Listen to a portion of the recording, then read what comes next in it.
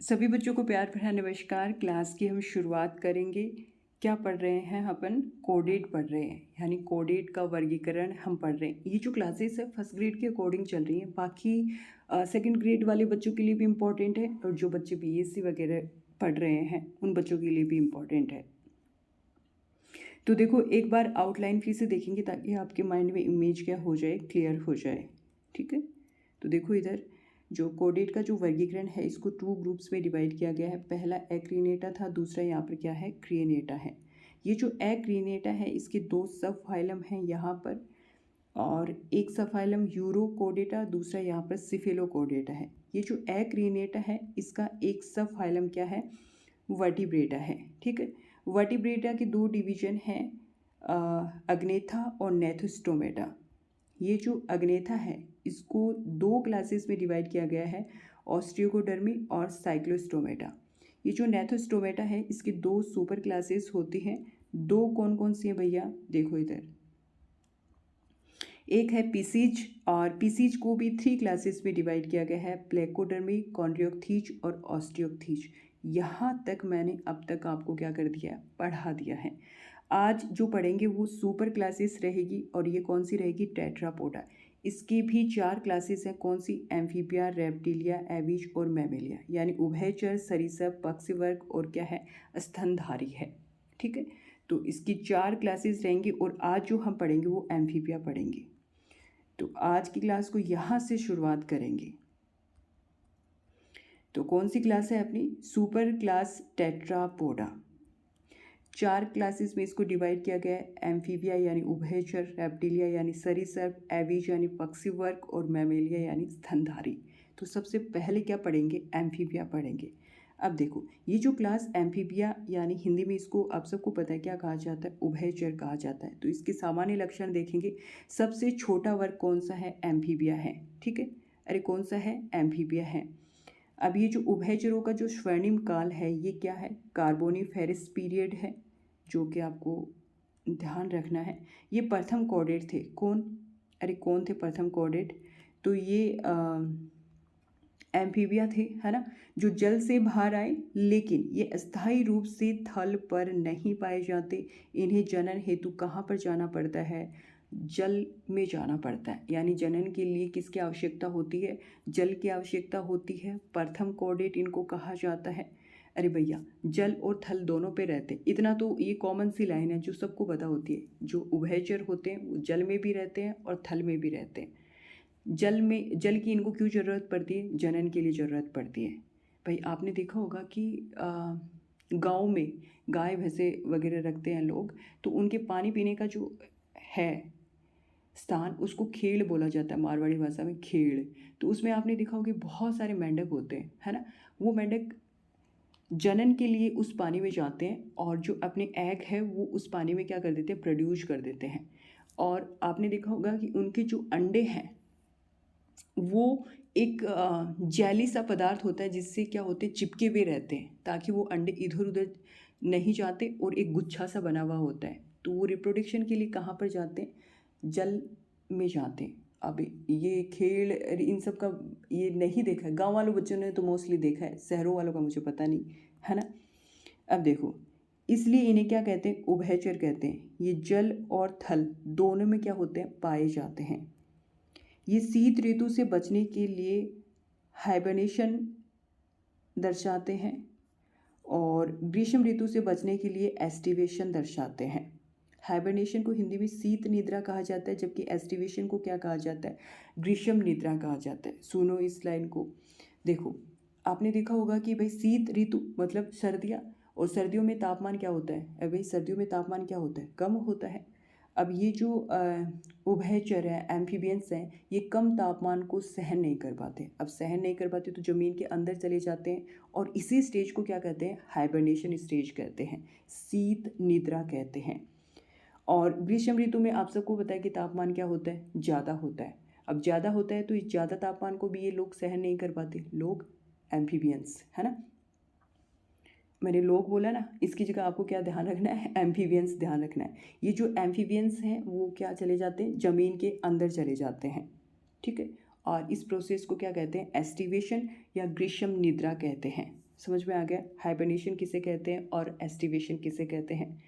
अब इन दोनों बातों से एक बात निकल कर के सामने आती है कि इनको ना तो अधिक तापमान सहन होता और ना ही कम तापमान सहन नहीं हो पाता। तो हम कह सकते हैं ये एम्फीबियंस कैसे होंगे, कोल्ड ब्लडेड होंगे, असमतापी होंगे, पोइकिलोथर्मल होंगे। ठीक है भाई, ये अपनी अब बॉडी के द्वारा टेम्परेचर को रेगुलेट नहीं कर पाते, नियमन नहीं कर पाते, यही रीजन है इनको असमतापी कहा जाता है, पोइकिलोथर्मल कहा जाता है। ये लाइन मैंने आपको अभी बताई ही थी। अब देखो बॉडी पार्ट की बात करते हैं। हेड और ट्रंक यहाँ पर उपस्थित होता है, यानी सिर और धड़ यहाँ पर क्या होता है, उपस्थित होता है। ग्रीवा उपस्थित या फिर अनुपस्थित हो सकती है, नेक लिखना है यहाँ पे। ग्रीवा उपस्थित या अनुपस्थित हो सकती है। स्किन की बात करें तो मॉइस्ट यानी नम, सॉफ्ट यानी मुलायम, लूज यानी ढीली ढाली, और स्केललेस यानी सल्क रहित होती है। भाई मेंढक तो आपने देखा है ना, उसके ऊपर हाथ लगा करके ऐसे रगड़ना, उसकी जो स्किन है वो कैसी होती है, मुलायम होती है। ठीक है, ऐसे लूज सी लचीली सी। अरे मेंढक तो देखा ही है ना, कौन से अंतरिक्ष में रह रहे हैं अपन, पृथ्वी पर ही रह रहे हैं, मेंढक तो देखा होगा ना। तो देखो यहाँ पर मैंने क्या बोला, सल्क रहित होते हैं। आगे जब हम एम्फीबियंस का क्लासिफिकेशन पढ़ेंगे ना, तो वहाँ पर सल्क कुछ में आपको प्रेजेंट भी मिलेंगे, लेकिन मैंने क्या कहा, मोस्टली क्या रहता है, सल्क रहित होते हैं। अब आगे देखो, अब जो इनकी स्किन है वो कैसी होती है, पिगमेंटेड होती है, और इसके लिए जिम्मेदार कौन होता है, क्रोमेटोफोर्स होते हैं। वे क्रोमेटोफोर्स क्या करते हैं, रंग उत्पन्न करते हैं, है ना। अब देखो आगे, पिगमेंट सेल को कॉन्ट्रैक्ट एवं एक्सपेंड करके कुछ एम्फीबियंस अपने शरीर का रंग क्या कर लेते हैं, परिवर्तित कर सकते हैं, और इसे मेटाक्रोसिस कहते हैं। इसे क्या कहते हैं, मेटाक्रोसिस कहते हैं। देखो कॉन्ट्रैक्ट का मतलब क्या होता है, अनुबंध, एक्सपेंड का मतलब होता है विस्तार, है ना। इनके अंतर्गत पिगमेंट सेल्स होती हैं जो अनुबंध और विस्तार करके एम्फीबियंस इनकी वजह से अपने शरीर का रंग क्या कर लेते हैं, परिवर्तित कर देते हैं, और ये जो पूरी प्रोसेस होती है इसको मेटाक्रोसिस कहा जाता है। ठीक है, आगे देखो, अग्रपाद में 4 अंगुलियां पाई जाती हैं, यानी आगे का जो आगे का पाद होता है, पाद का मतलब क्या होता है, लिम्स, यानी आप क्या बोलोगे पाद को, फुट बोल दो, है ना। और इसमें क्या होती है, 4 अंगुलियां होती हैं, और पश्य पाद में क्या होती हैं, 5 अंगुलियां होती हैं। मेंढक को ध्यान से देखना, आगे वाले में 4 होती है, पीछे वाले में क्या होती है, 5 होती है। ये जो लक्षण है ना, ये सामान्य एम्फीबियंस के हैं। ठीक है, और यहाँ पर आई हैव आईलिड्स, आँख में क्या होती हैं, पलकें होती हैं। भाई आँख होती है, उनमें क्या होती हैं, पलकें होती हैं। ठीक है, अब यहाँ पर देखो, ये जो टाइपेनम कान का प्रतिनिधित्व करता है, इस लाइन का मतलब क्या है, टैम्पेनम रिप्रेजेंट ईयर, यानी जो टैम्पेनम है ये कान का क्या करता है, प्रतिनिधित्व करता है। यहाँ पर एक्सटर्नल अपसेंट, या क्या बोल, एक्सटर्नल ईयर यहाँ पर क्या होते हैं, अपसेंट होते हैं, इसका ये मतलब है। ठीक है, तो एक्सटर्नल ईयर यहाँ पर क्या होते हैं, अपसेंट होते हैं, ये लिख लेना यहाँ पर। अब यहाँ पर देखो, मिडल ईयर हैव ओनली 1 बो कॉल्ड कोल्यूमेला। देखो कोल्यूमेला करना है यहाँ पे, ठीक है, MALA ऐसे लिख लेना, कोल्यूमेला। तो इस लाइन का क्या मतलब हुआ, middle ear have only 1 bone called columella, यानी मध्य कान में एक हड्डी होती है जिसको क्या बोला जाता है, कोल्यूमेला बोला जाता है। ठीक है, और रेस्पायरेशन थ्रू गिल्स यानी क्लोम, स्किन त्वचा, लंग्स फेफड़ा, और बकोफेरेंजियल कैविटी यानी मुख ग्रसनी के द्वारा होता है। यानी यहाँ पर जो श्वसन है वो क्लोम, त्वचा, फेफड़ा और मुख ग्रसनी के द्वारा होता है। एक्सक्रीशन यहाँ पर मीजोनेफ्रिक किडनी के द्वारा होता है। उत्सर्जन किसके द्वारा होता है, मीजोनेफ्रिक किडनी के द्वारा होता है। उभयचर आमतौर पर कैसे होते हैं, यूरोटेलिक होते हैं। अब इसका मतलब क्या हुआ, यूरोटेलिक, यानी इनका जो एक्सक्रीटिव प्रोडक्ट होगा वो क्या होगा, यूरिया होगा। उत्सर्जी पदार्थ क्या होगा, यूरिया होगा। तो यूरिया होने की वजह से इनको क्या कहा जाता है, यूरियोटेलिक कहा जाता है। इम्पॉर्टेंट है। अब देखो, इनके हार्ट में 3 चैम्बर्ड होते हैं, 3 कोष्ठक होते हैं, 2 तो एट्रिया होता है, एक क्या होता है वेंट्रिकल होता है। यानी 2 तो आलिंद होते हैं और एक क्या होता है निलय होता है। इनकी आरबीसी है वो न्यूक्लिएटेड होती है, और जो आरबीसी का जो आकार है वो अंडाकार होता है और द्विउत्तल यानी बाई कॉन्वेक्स होता है। किसकी आरबीसी की बात करें? एम्फीबियंस की। अब देखो यहाँ पर ये जो हेपेटिक पोर्टल सिस्टम है ये यहाँ पर प्रेजेंट होगा, जबकि रीनल पोर्टल सिस्टम है ये भी यहाँ पर क्या होगा? प्रेजेंट होगा। हेपेटिक हेपेटिक यकृत निवाहिका तंत्र और रीनल वृक्क निवाहिका तंत्र। रीनल का मतलब ही क्या होता है? किडनी होता है। किडनी को क्या कहते हैं हिंदी में? वृक्क कहते हैं, और यही रीजन है, इसको वृक्क निवाहिका तंत्र कहा जाता है। ये दोनों के बारे में मैं आपको बता चुकी हूँ, ठीक है। फिर से सुन लो, सुनना है बस। भाई जो हेपेटिक पोर्टल सिस्टम है ये क्या काम करता है? भाई पोषक तत्वों से भरपूर ब्लड को आहार नाल से कहाँ लेकर के जाता है? यकृत तक लेकर जाता है। कौन? हेपेटिक पोर्टल सिस्टम, यकृत निवाहिका तंत्र। वहीं अगर रीनल पोर्टल सिस्टम की बात की जाए तो क्या होता है इसमें? भाई शरीर के निचले हिस्सों से ऑक्सीजन रहित रक्त को कहाँ तक लेकर के जाता है? गुर्दे तक लेकर के जाता है ना। और इसी को क्या कहा जाता है? रीनल पोर्टल सिस्टम कहा जाता है। गुर्दे को हिंदी में वृक्क ही कहते हैं, ठीक है। किडनी तो होती है, अरे गुर्दा क्या होता है? किडनी तो होती है, ठीक है। तो ये दोनों सिस्टम यहाँ पर आपको देखने को मिलेंगे, हिपेटिक पोर्टल सिस्टम और रीनल पोर्टल सिस्टम। ये जो रीनल पोर्टल सिस्टम है ना, ये एवीज और मेमेलिया में नहीं पाया जाता। तो किस में पाया जाता है? एम्फीबियंस में पाया जाता है और एवीज में पाया जाता है। ये बात आपको ध्यान रखनी है। आगे देखो, यहाँ पर डाइजेस्टिव सिस्टम कैसा होता है? कंप्लीट होता है। भाई डाइजेस्टिव सिस्टम यानी पाचन तंत्र यहाँ पर कंप्लीट पाया जाता है।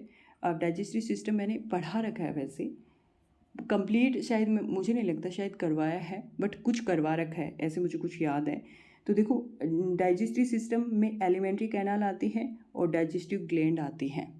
तो जो पाचन तंत्र है वो आहार नाल और पाचक ग्रंथियों से मिलकर के बना हुआ होता है। अब आगे देखो, जो फ्रॉग है उसमें सिलेवरी ग्लैंड क्या होती हैं? एब्सेंट होती हैं। और क्रेनियल नर्व यानी कपाली तंत्रिकाएं यहाँ पर पाई जाती हैं। कितनी पाई जाती हैं? 10 जोड़ी पाई जाती हैं, ठीक है। आगे देखो, फर्टिलाइजेशन की बात करेंगे तो कैसा होगा? यहाँ पर एक्सटर्नल होगा, बाह्य निषेचन देखने को मिलता है। बताया ना, जनन के लिए जल की आवश्यकता होती है इनको, तो जल की आवश्यकता होती है तो एक्सटर्नल होगा।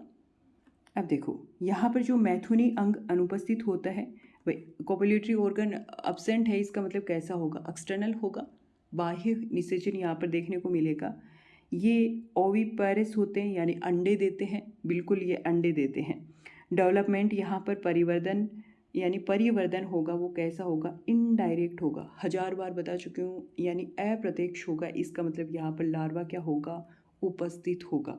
लार्वा कौन सा होगा? टैडपोल लार्वा होगा। ध्यान रखना, लार्वा कौन सा होगा भैया? Tadpole larva. जो टैडपोल लार्वा है वो फ्रॉग में पाया जाता है। और एक्सोलोटल लार्वा, देखो आर की जगह टी करना भैया, ये गलती से लिखा गया है ना।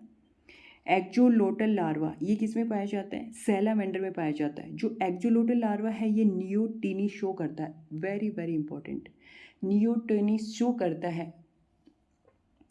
तो पूछा जा सकता है तो वो कौन सा लार्वा है? एक्सोलोटल लार्वा है। और ये जो नियोटिनी है क्या? हिंदी में इसको चीर भूणता बोला जाता है। क्या बोला जाता है? चीन भूरता, चीर भ्रूणता, ठीक है। अब देखो, ये जो नियोटिनी है इसमें क्या होता है कि लार्वा ही जनन प्रारंभ कर देता है। लार्वा क्या कर देता है? जनन प्रारंभ कर देता है, ठीक है।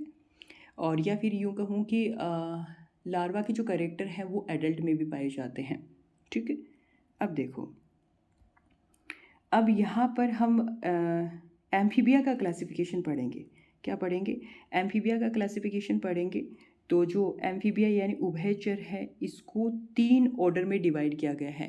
कितने में? 3 ऑर्डर में डिवाइड किया गया है। पहला कौन सा? अपोडा है। अपोडा का दूसरा नाम और है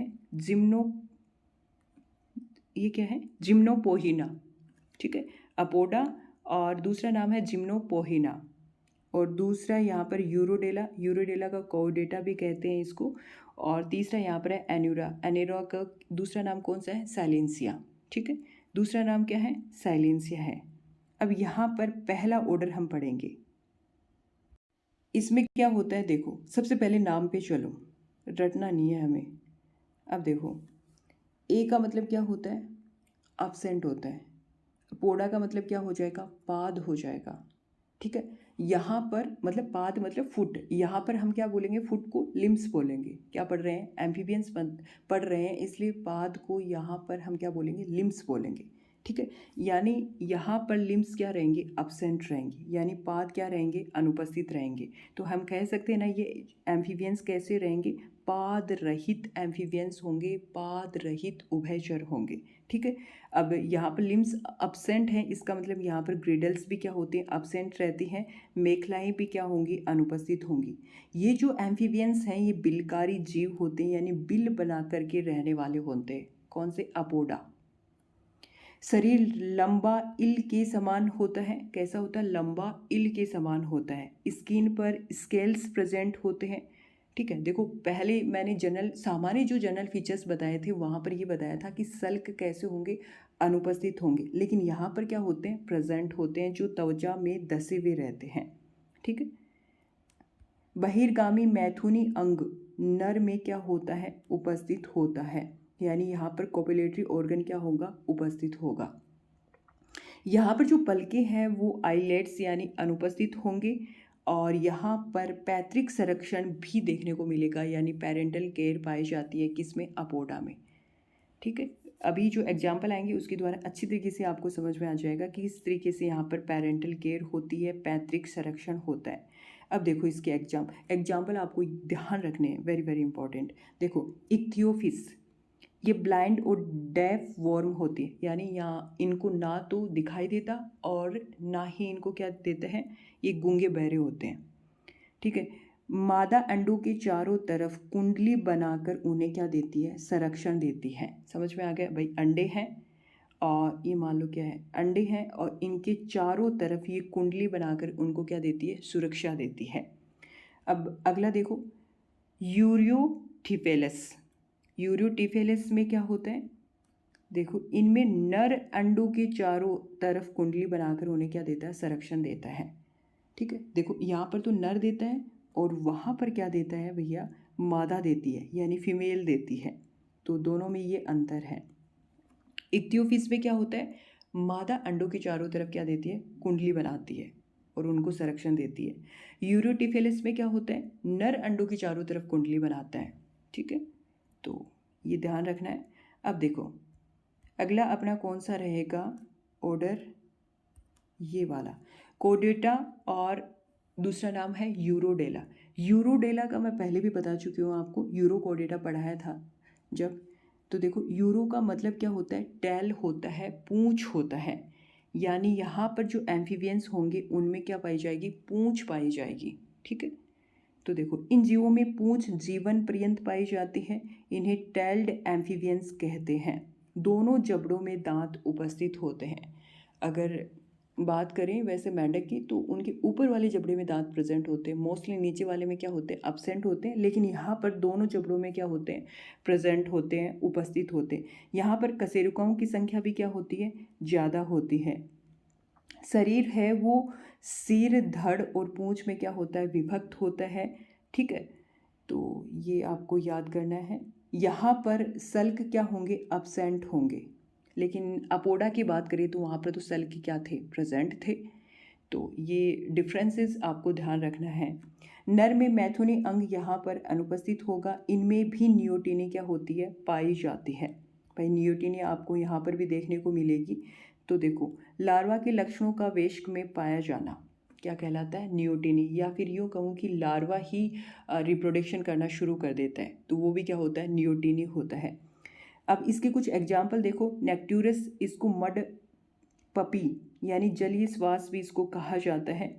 सैलामेंड्रा, अगला जो एग्जाम्पल है सैलामेंड्रा है। ये जो सैलामेंड्रा है इसको यूरोपियन फायर सैलामेंडर कहा जाता है। ठीक है, इसका जो लार्वा है ये एक्जोलोटल लार्वा है। ठीक है, और ये एक्जोलोटल लार्वा भी क्या करता है, नियोटिनी शो करता है। अगला जो एग्जाम्पल है वो एम्फियूमा। एम्फियोमा, और इस एम्फियोमा को कोंगो ईल भी कहा जाता है। ध्यान रखना, इसकी जो आरबीसी है वो लार्जेस्ट होती है, यानी सबसे बड़ी जो आरबीसी की बात की जाए तो एम्फियोमा में पाई जाती है। यानी एनिमल किंगडम में सबसे बड़ी आरबीसी की बात करें तो वो एम्फियोमा में पाई जाती है। अब देखो यहाँ पर क्रिप्टोब्रैंकियस, ये क्या है भैया, इसको हेल बैंडर कहा जाता है। ठीक है, तो ये है प्रोटियस, इसको कैव सैलामेंडर कहा जाता है। कैव का मतलब गुफा होता है, यानी गुफावासी सैलामेंडर होता है।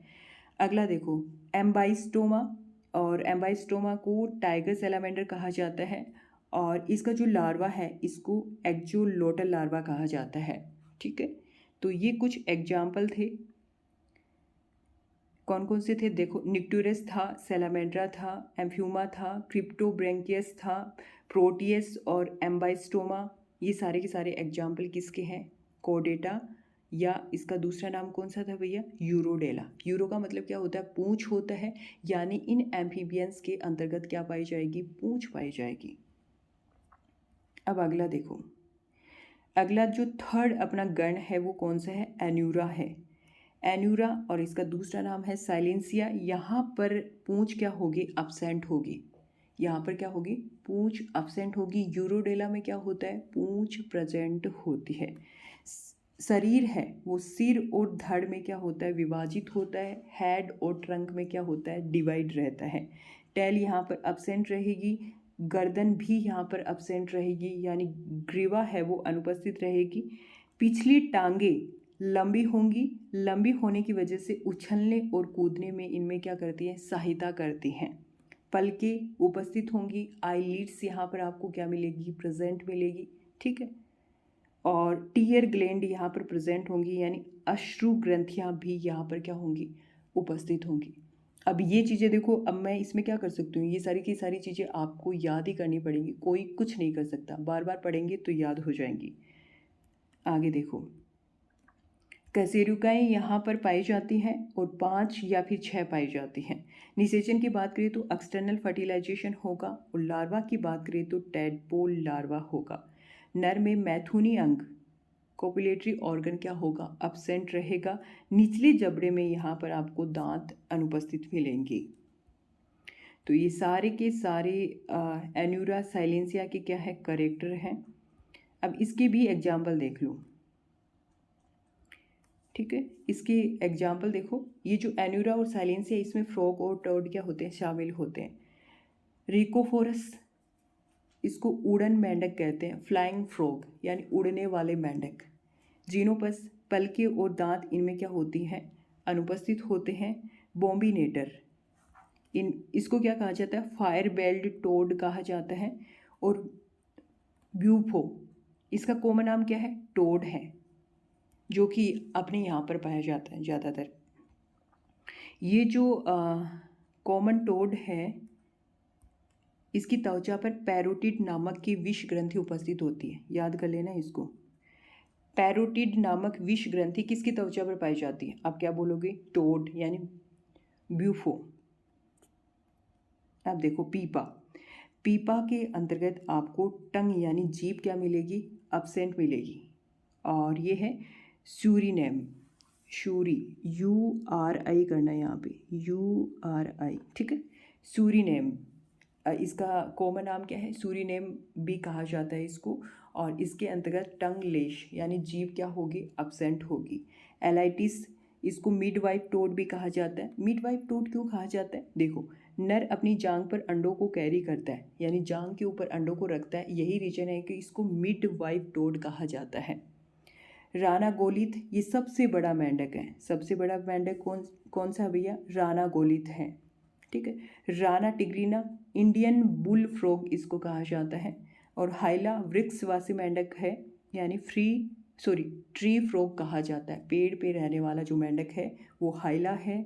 और इंडियन बुल फ्रॉग है वो राना टिग्रीना है। सबसे बड़ा जो मेंढक है वो राना गोलित है। एलाइटिस को मिडवाइफ टोड कहा जाता है। और पीपा को क्या कहा जाता है भाई, सूरीनेम टोड इसका सामान्य नाम है, जबकि पीपा के अंतर्गत जीभ क्या होती है, अब्सेंट होती है। ब्यूफो इसका कॉमन नाम क्या होता है? टोड होता है। त्वचा पर पैरोटी नामक की विष ग्रंथि पाए जाते हैं। बॉम्बिनेटर फायर बैलिड टोड इसको कहा जाता है। जीनोपस में पलके और दांत क्या होते हैं? अनुपस्थित होते हैं। रेकोफोरस इसमें उड़न मेंढक इसको कहा जाता है, यानी फ्लाइंग फ्रॉग इसको कहा जाता है।